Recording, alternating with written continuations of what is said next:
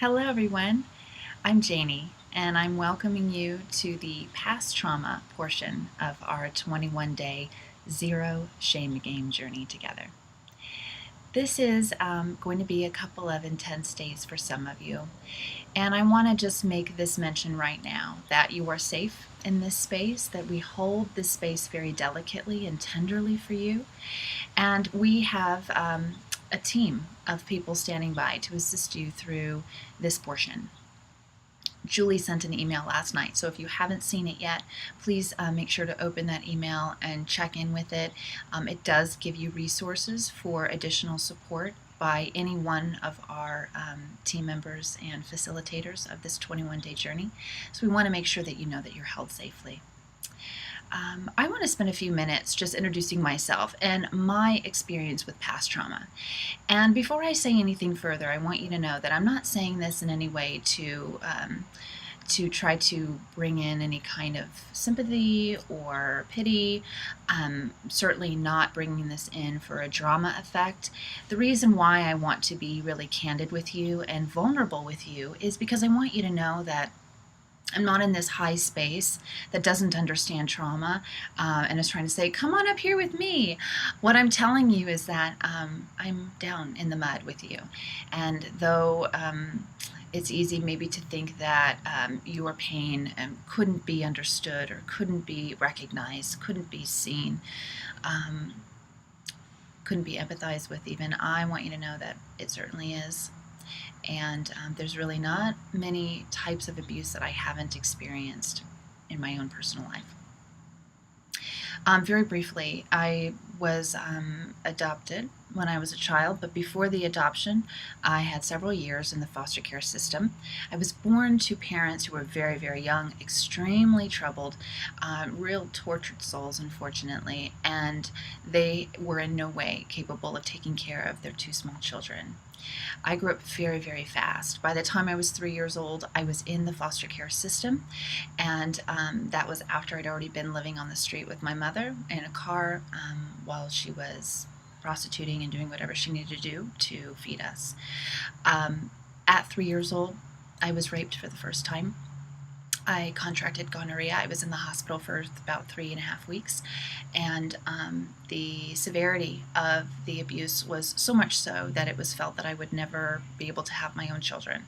I'm 35. I've never been pregnant. Don't know if that has anything to do with my sexual abuse, but it is what it is. I went again to another home after that, after the abuse was found out, and this home was Spanish speaking. I only was able to speak Spanish for about 1.5 years. I wasn't allowed to speak English, and this home also was very physical, very sexual. This couple actually brought me into bed with them and would have me participate in sexual acts with them, and their punishment was having me kneel down on a board of nails. So it was hard for me to even say that without stuttering over it. It's unimaginable. I know that it is. It's absolutely crazy to think that people bring children into their homes voluntarily to abuse them in this way, in any way. But this particular home was very sadistic, and I was with them for 1.5 years. I was moved again after that to another home, and this home was very loving, but I didn't know how to accept the love. The trauma had already deeply sated into my body, mind, and spirit, and I had no idea how to be a child. So I was very, very grown. I was a very grown little girl, 5, 6 years old, mothering my baby brother, absolutely unsure of how to trust any adult. And though I was extremely obedient, there was always this voice in my head that felt like I knew better than them. I absolutely didn't understand why adults had to be in control and in charge when I felt so often that I knew more. I just never felt like I was a child. Never ever felt that way.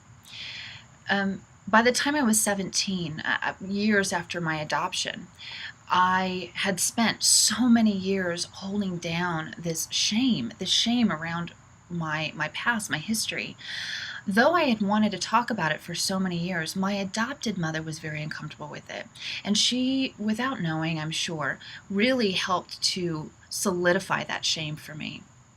If she heard that I was telling anyone about my past, I was reprimanded for it. I was told that it was inappropriate to talk to people about the past that I'd had, that was family business, and that I ought to keep it a secret and not share it, that if I wanted to talk about it, I could talk about it with her. Well, of course, I didn't feel comfortable talking about it with her when she would approach it that way, and so I didn't talk about it at all. But when I was 17, I woke up one morning and I kept passing out. I passed out about every 5 minutes. I was terrified. I remember thinking that I was going to not wake up. I thought, oh my gosh, I'm going to lose consciousness and I'm not going to wake up. Something is really, really bad, and maybe I'm dying. I wasn't sure. And I can remember crying hysterically. I was really frightened. I'd never really had any medical issues. I was taken to the hospital. They tried all these different things. They wanted to know if I was hypoglycemic, hydroglycemic, if I was pregnant, and all these stuff.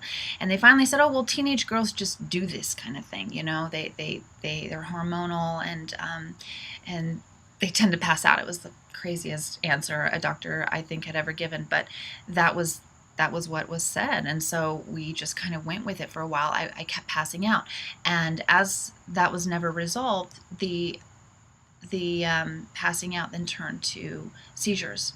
At first they were petit mal seizures, and then they turned to grand mal seizures. By the time they got to that point, I was removed from high school. I spent my senior year almost entirely home hospitaled. I was tutored at home. I missed a lot of the experiences of being a senior, a 17, 18-year-old young girl. I lost my driver's license. I lost my freedom. I lost a lot of weight. I was down to about 90 pounds. And it was a very scary time. I remember when the seizures would come about, when they became grand mal seizures. Very interesting things would happen to my physical body. I would actually break out in a petechial rash through the entire arms and leg area. So it was like little prickly, like almost like needles had been prickled on my skin. And my eyes would dilate. They would actually dilate. And I would have these convulsions, sometimes so strong that I would end up with concussions. My head would be banging up against, heavy and hard objects around me. And yet, I remember being conscious to some degree. I knew what was happening to me, but I had no way to stop it. At least I didn't think so. After about a year and a half, I went to the hospital. They implanted electrodes into my cheekbones and my scalp. They put me in a hospital bed, and they wouldn't let me get out of the bed unless I was using the restroom. And in that 7 days that I was there, they had cameras on me 24 hours a day. They would come in and try to induce the seizures. They wanted to know what it was and why I was responding this way. And so they would make me hyperventilate. They would use strobe lighting. They did all these types of things to try to induce the seizures, and nothing happened. And then on the 7th day, they brought in a therapist. And the therapist started to ask me about my childhood, my past, those dirty, deep, dark secrets that I wasn't allowed to talk about. And there, in that moment, I had the biggest grand mal seizure yet.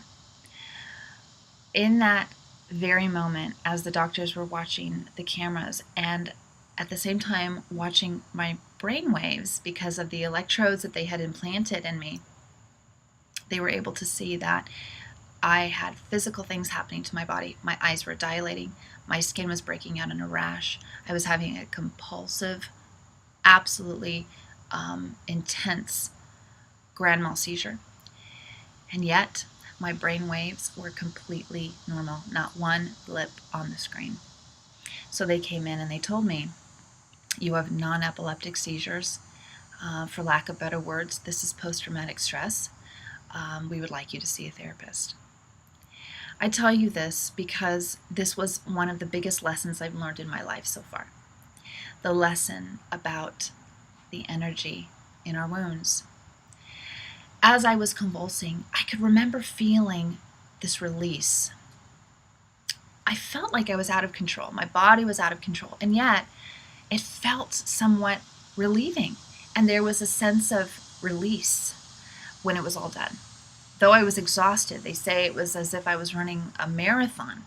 The energy that I was expelling from my body, I really started to think about it. And as I started to talk through my pain and to release the shame around it, to be able to talk about it and have others allow me the opportunity to do so, the grand mal seizure stopped, completely stopped.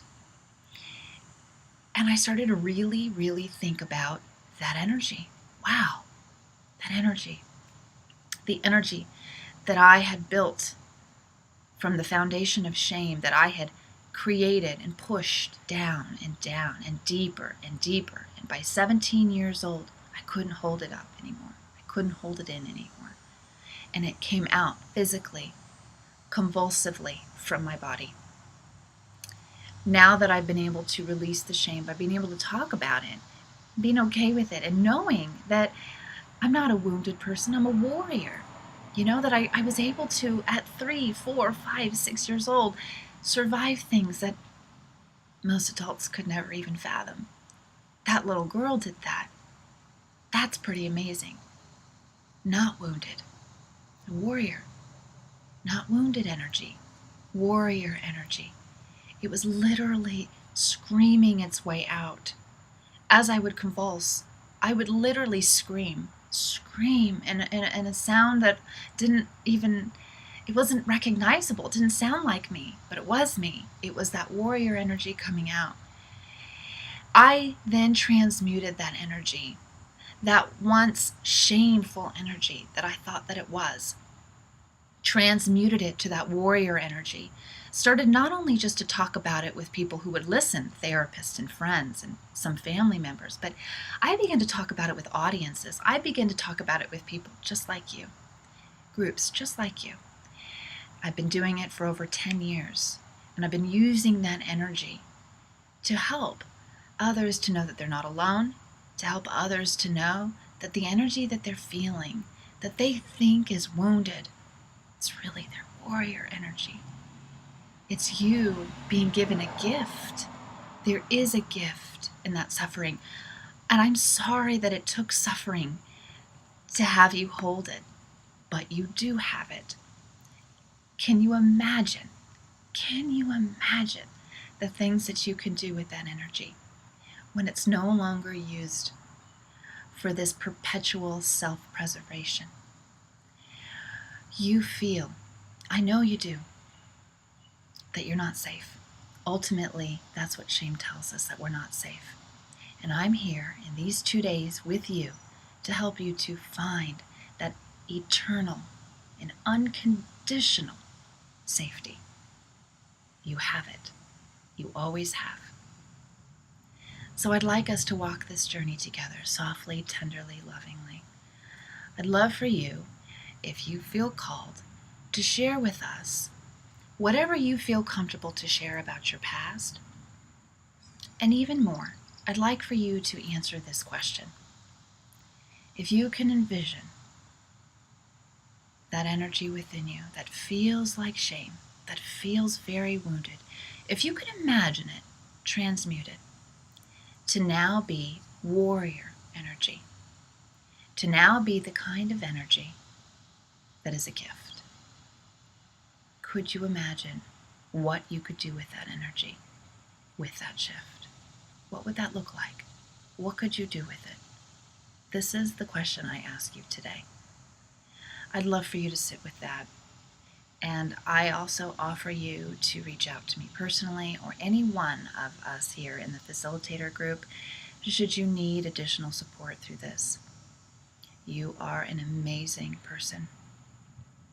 You are a superhuman. Superhuman. So what is your superhuman power because of what you've been through? I hold you in the light. I give you the biggest hug. So much love.